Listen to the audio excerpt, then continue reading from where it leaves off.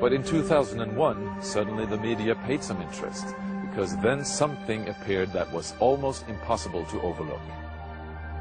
Right behind me is Britain's largest radio telescope, the Chilbolton Observatory. And here it was that the greatest sensation in the crop circle history was to appear in the fields right in front of the telescope.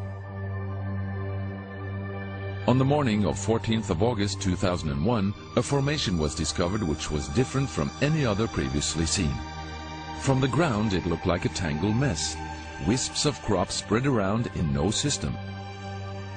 However, in the evening, with growing shadows, a picture appeared, unmistakably that of a face. That picture represented a whole new technique, a screen technique, the same that's used for printing a picture on paper. 3 days later, the face was joined by something that looked like a data strip. Rows of counters made out of standing and flattened crop. But soon an astonishing similarity is discovered. In 1974, the astronomer Carl Sagan composed a message that NASA sent into space from the Arecibo telescope in Puerto Rico. Binary figures which constituted a graphic code presenting key factors about humans and the planet we live on. 27 years later, an identical pattern appears in a crop field right in front of a similar radio telescope. However, on closer inspection, it seemed to show that the code contained some fundamental differences. Sagan's message explained our calculation system, the dominant chemical substances within the elements that create life on Earth, about our DNA code, humans' height and quantity, and that we live on the third planet in our solar system, and lastly, a sketch of our radio telescope. The message received described the same calculation system, but that silicon is most dominant in life forms in contrast to carbon. The drawing also clearly shows a humanoid figure with large head in relation to its body. It's also explained that they have an extra string in their DNA, are approximately 4 feet tall, inhabit the third, fourth and fifth planets in their solar system, and have a population of around 21.3 billion. Underneath, the telescope has been replaced by something more complex. 1 year earlier, a strange crop circle had appeared in the same place. Is this the same illustration as in the sender's code? Is this the correspondent's radio telescope?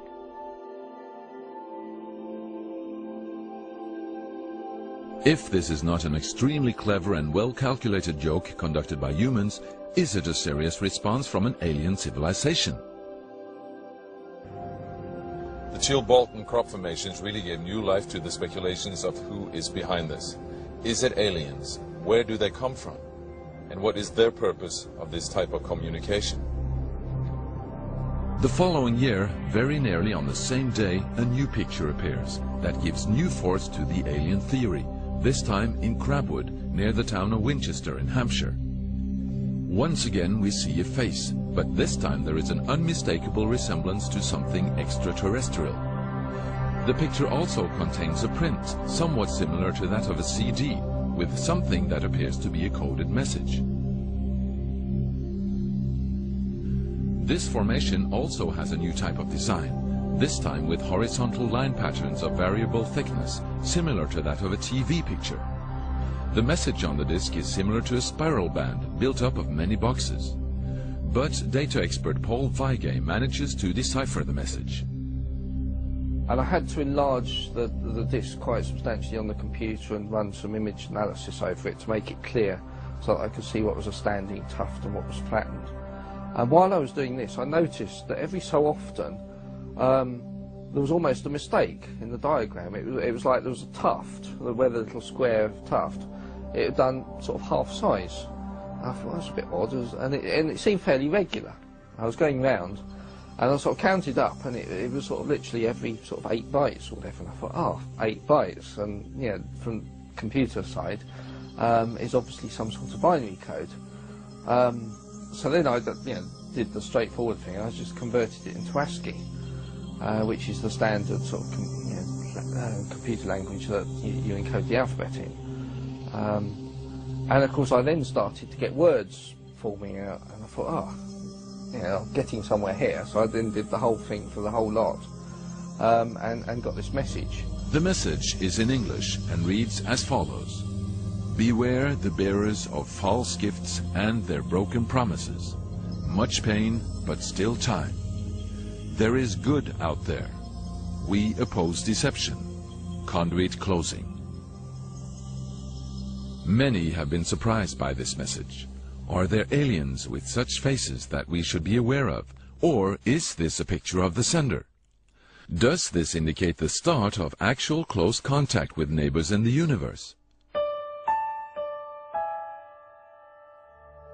My own, and this is only a hypothesis, belief about this, is that there's an effort of the extraterrestrials are gradually trying to communicate with us, a very slow process, giving us a lot of time to digest the fact that we may not be alone here.